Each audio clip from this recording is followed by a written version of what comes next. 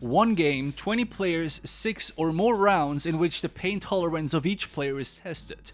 One referee that goes from loving best friend to savage, let me drown you in 2.1 seconds. And of course, the $1 million to the one who wins the final round. Welcome to The Odds, the odd movie in which the odds are against you. In this movie, we follow a woman from here on out called The Player on her journey through 6 rounds of a low-budget Fear Factor episode without starring Joe Rogan. We will look at the silly games she agreed to participate in, the countless red flags she willingly overlooks, and the love story that unfolds that is not just odd, but downright disturbing. Yes, in this video we will attempt to straighten out the odds and beat the game in The Odds 2018.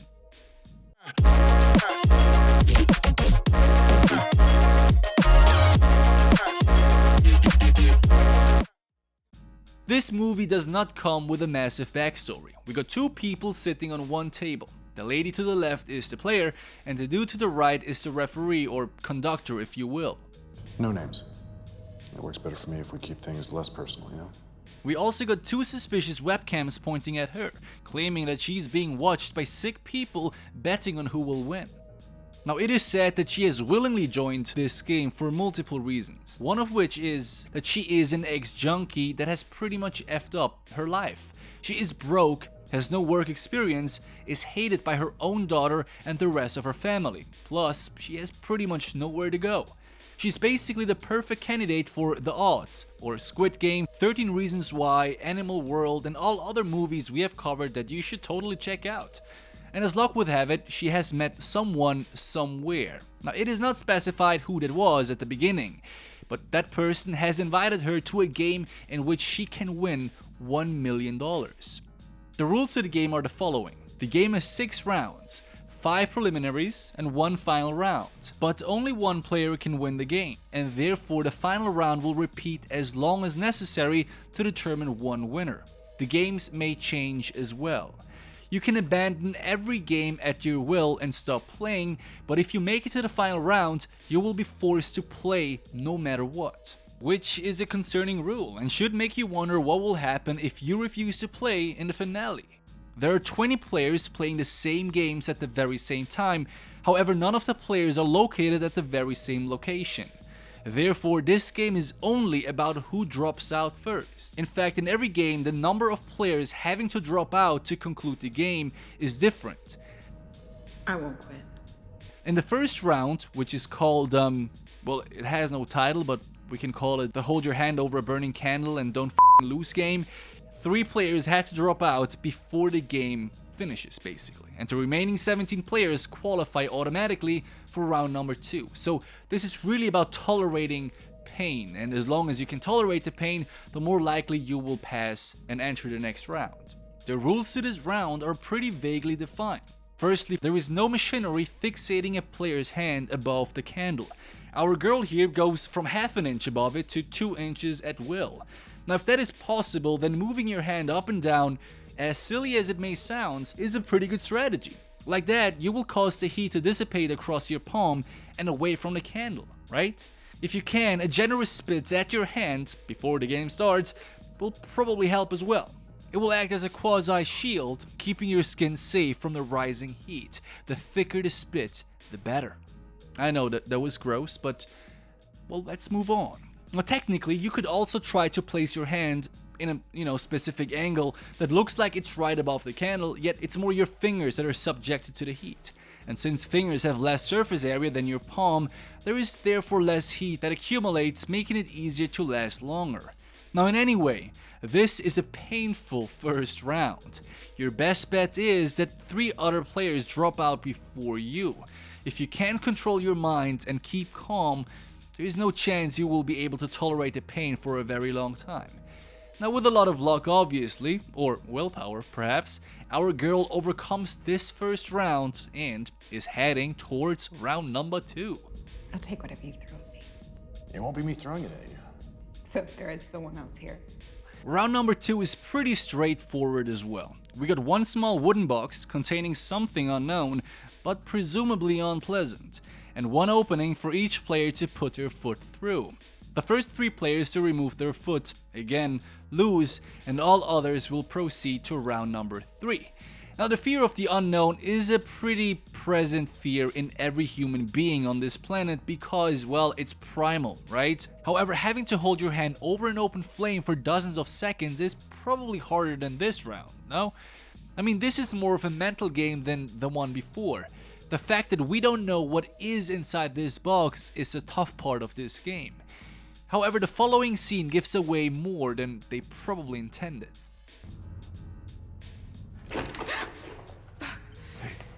It's okay. Whatever that was, it was certainly no snake or spider unless we talk about a giant hunting spider.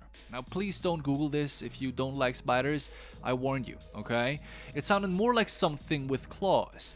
Depending on your fears, however, this could be a good thing or a bad thing. Personally, fearing spiders more than anything else, this would reassure me more than not. What would you do in this situation? Would this freak you out even more, or would you be okay with, well, it's something with claws, I guess. Let me know down in the comments. I'm curious what you're afraid of. Let me know.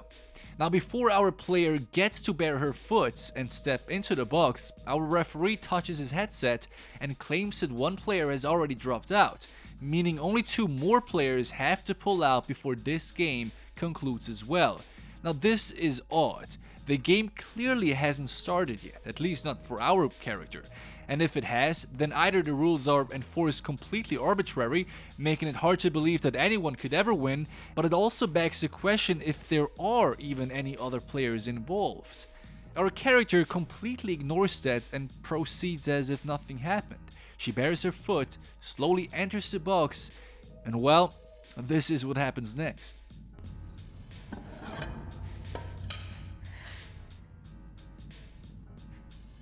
The conductor opens a trapdoor and connects the animal to the foot of our player. Her fear instantly spikes, of course. Now, there are 2 things that are important to consider here. Oh, it's moving. First, the animal is very audible. It's absolutely clear that what's inside is a rat. The screeching is plain obvious. This alone diminishes this round completely in my eyes. As soon as you know what's inside, the tension drops significantly. My conclusion is the game devs of the odds suck. Vision is often thought to be the most potent sensory experience a human can have. And most of us know that. I mean, we all have experimented with eating stuff with eyes closed and then trying to guess what it was. And we all know how incredibly difficult this is. So the big fear factor in this round is the unknown, like we have mentioned before. But that's not all. What I haven't shown you yet is that the conductor himself has literally revealed that the rat is inside the box before this round has even started. Are you afraid of rats? He whispered it into her ear. And this, even if you thought would be a good thing to know, is really a bad thing. Because if the referee at will breaks the rules in favor of any player, even if that's you, it's impossible to predict the outcome of the complete game, even if you play perfectly along the rules. This is by far the last red flag to convince you to get the hell out of there. Not to say that you should have never agreed to a torture game in the first place, of course. There is simply no point in playing a game that has virtually no rules if the goal is to win. As the moments pass and the last 2 candidates drop out, the game concludes. It's over. It's over. Only 14 players are left and 4 rounds left to play. A small break occurs as well, and her foot is wrapped and taken care of. I kissed your boo-boo. Just shortly after that though, the conductor starts hitting heavily on her, making me cringe so much I, for a split second, considered changing my channel's name into Bingexpress. They literally start role-playing how they marry and take the $1 million and go to Paris or wherever. It's a little strange, to be honest. Look, I'm a big dreamer, okay, don't get me wrong. I sometimes waste hours fading into the endless space of imagination. But starting to build an imaginary life with a person that you have literally met just 10 minutes ago, who on top of that is a referee in a game in which you are tortured, is alarming. However, as we will shortly see, the tone with which the referee talks to her shifts dramatically over the course of the next few rounds. Right now, he is the loving, gentle, kind soul that she ever wanted to aid her during her addiction. How about we get through the next round and I'll tell you. You are playing hard to get. It's almost as if he purposely exploits her desires. And if that's the case, then, well, give this man a medal. It's dark and effed up, but oh boy, does he hit the sweet spots. His firing his verbal attacks as precise, one could mean he has inherited the Byakugan. Now the next round is the first one that I would deny playing. But that's just me, okay? Perhaps you, who is watching this video right now, thinks differently.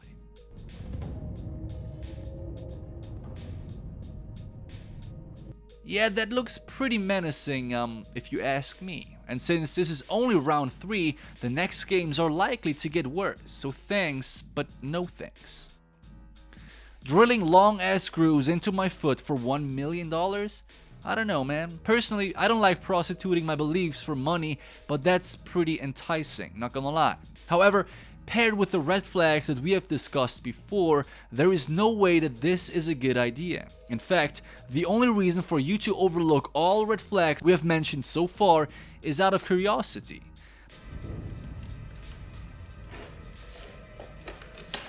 But at least at this point, the conclusion should be obvious. It's peace out. I'm out of here, right? I mean, having 8 3-inch screws drilled into your foot is not something anyone could take. And even if someone could take it by staying conscious, which is highly doubtful, continuing playing other fun games afterwards for another hour or so is impossible, especially when painkillers aren't allowed. You will walk away with lasting injuries.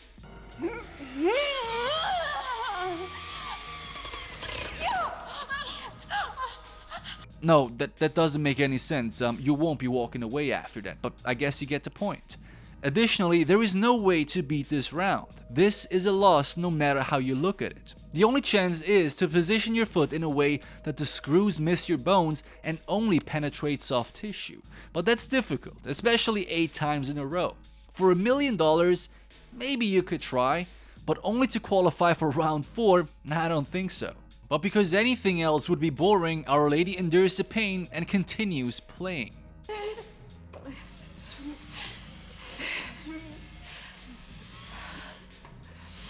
The screws are drilled into her foot one by one, causing more than likely severe complex fractures that will render her unable to walk for months to come.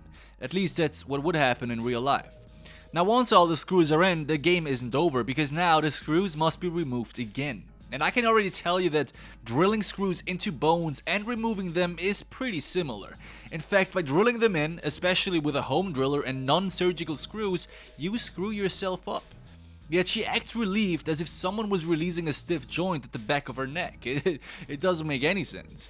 Now her foot is wrapped with a bandage and hey, just a moment later she is back to normal, engaging in normal conversations and prepares herself for round number 4.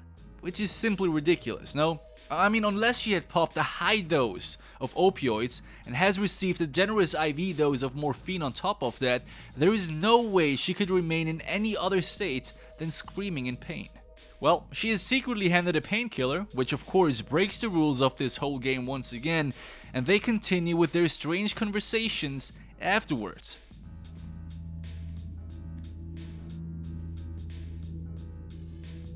However, this time the tone shifts dramatically.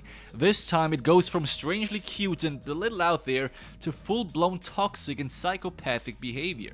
It's pretty insane.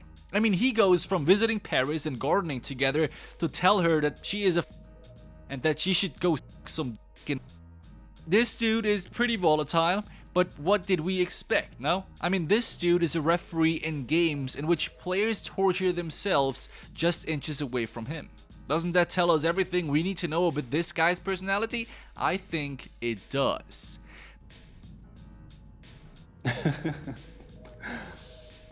Look at that. Our first fight. But let's move on. Round number 4 is the most straightforward game so far, with an actual great cheat that will likely help you succeed. Now this game is, hold your breath. A filled aquarium is brought into the room and a bullet shell is handed to our player. Once the game starts, the referee will push her head underwater until she either drowns or gives up by dropping the bullet in her hand. The first 3 players who give up are out and the remaining players move up to round 5. The easier it is for you to hold your breath, the easier this round will be. Now the technique that I'm going to talk about is very dangerous and should not be tried at home, especially when not supervised. It's actually potentially lethal.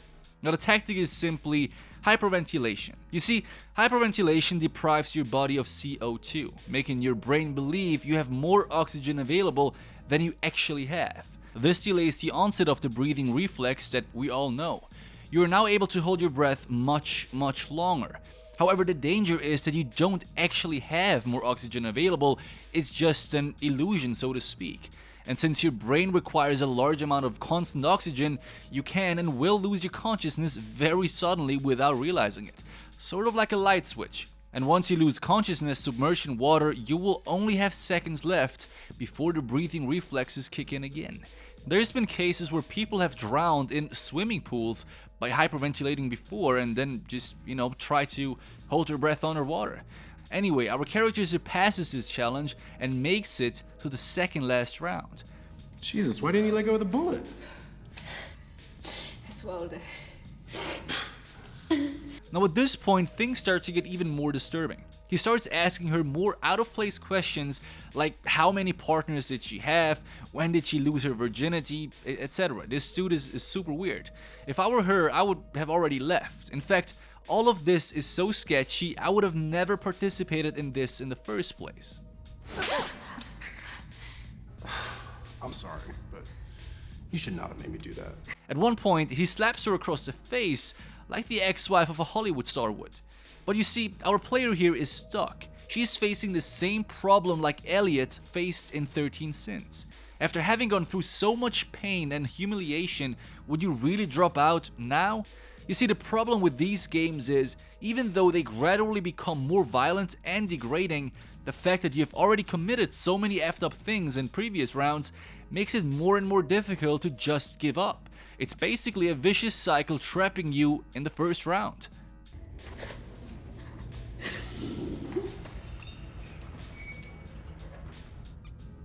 Well, at this stage, technically, she still has a chance to drop out, right? Only the final round, as we know, is absolute. But as just explained, the chance for someone like her to drop out at this stage is virtually zero. Now the fifth round is, as the referee calls it, the Yakuza game. It's pretty straightforward as well. You just gotta chop off your fingertips, not with a thrown vodka bottle though. Just with an old school knife in case you wonder. You gotta continue cutting off the tips until 3 players drop out and the final 5 players enter round 6. Unfortunately, there is no way around that. There is no way to beat that. So if you fancy playing Japanese Mafia for a few moments, you might enjoy this game. The only edge she has is the oxycodone he has handed her in a previous scene. That's a pretty potent opioid and would definitely help to some extent. Yet she defyingly smashes the pill onto the table as if to say, I don't need that crap. Well, that's pretty stupid, I can already tell you that. Now there are a few peculiar things here that we have pointed out, right? The rules seem arbitrary, the referee is a psychopath, we have no proof of anyone else but us participating, and the 2 webcams streaming us to the people betting on us are cordless. Now look, there are cordless webcams out there, but there isn't a single piece of receiver inside this room to which the signal could go. Honestly, if she paid just a little attention and practiced just a tiny bit more skepticism, she would have figured out that this dude is probably full of and that there probably isn't any money to be won. I mean, she hasn't even seen the money so far, has she? At least have 150k or so wired to your bank account after every game, just like in 13 Sins. And if you drop out before you win, the money should just disappear. But that's not all. I have to pee.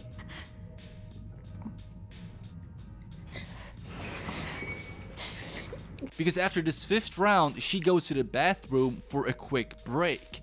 Can you imagine walking any distance with the foot injury she had endured 25 minutes ago? There is no chance she could put any weight on this side without literally collapsing and throwing up.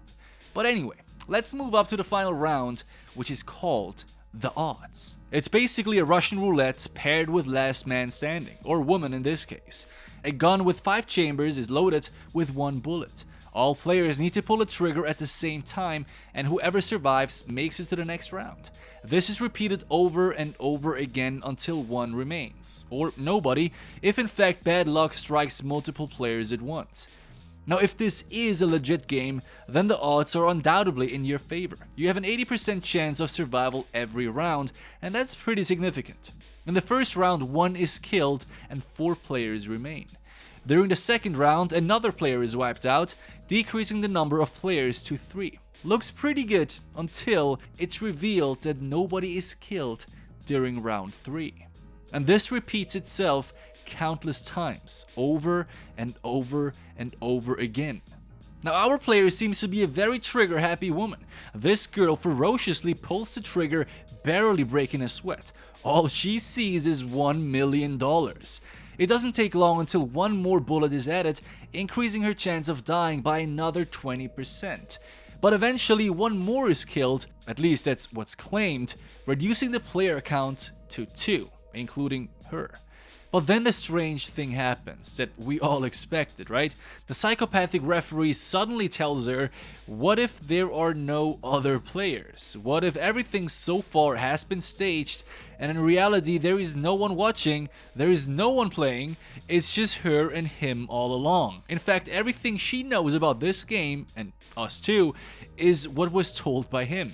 And looking at his behavior of the past hour, it is clear that this guy is the last one you would want to trust.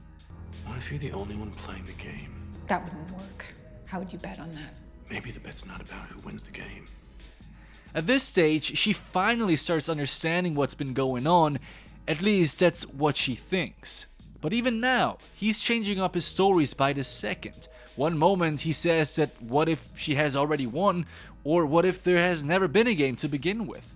Or what if the bullets are fake and a shot can't even be triggered? He goes ballistic with the stories, confusing her even more. And it works. She literally agrees to keep on playing, which is nuts. She has no idea anymore what to believe. And in preparation for another round, the bullets are increased 1 more time, giving her the worst odds so far. But on another note, this guy isn't the brightest, is he? I mean, revealing all of that to her while at the same time handing her a loaded gun, that's either arrogant or stupid. Or was it not? No, it clearly was. Even though she's confused, she finally stops trusting this man's words and understands that this game can't be won, and turns the table. At this distance and having 3 shots available, it is impossible for her to miss. So she takes a shot.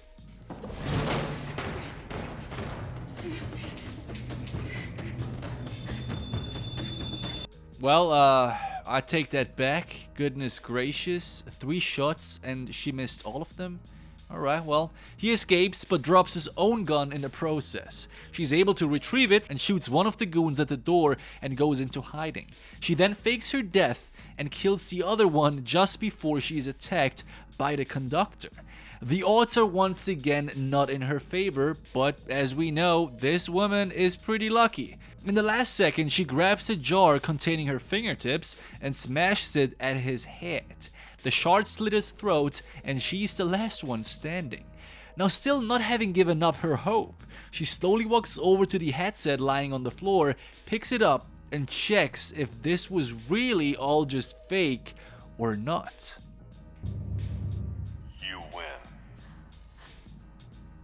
Well, surprise, surprise. How much money does it take to convince you to play such a game? Do you have a price? Let me know down below. I hope you've enjoyed this video. It was a great movie to watch, actually. Low budget, but I think they pulled it off pretty well.